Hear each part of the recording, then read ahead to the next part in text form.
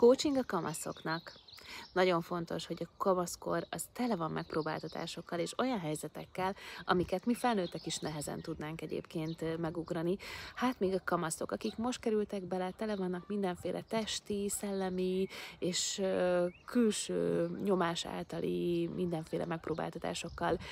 A kamaszkorban a coaching abban tud segíteni, hogy egyrészt a megnyílás, a kommunikáció, azokat a személyek közti kis konfliktusokat tudjuk egyébként átbeszélni. Megoldásfókuszú coachingot alkalmazunk náluk is, tehát gyakorlatilag figyelünk, együtt tervezünk, együtt jutunk el addig, hogy a megoldás megszülessen. Megoldásfókuszú coachingot alkalmazunk itt is, és alapvetően, ami nagyon fontos, nekem annó általános iskolában a kémia tanárom volt az, aki segített egyébként a pályaorientációba, ami mostanában egyébként szerintem szintén nagyon-nagyon fontos, hogy segítünk nekik megtalálni, hogy milyen pálya fele érdemes orientálódni, miket kell erősíteni, mik az ő erősségeik, és hogyan kell azokat kihasználni.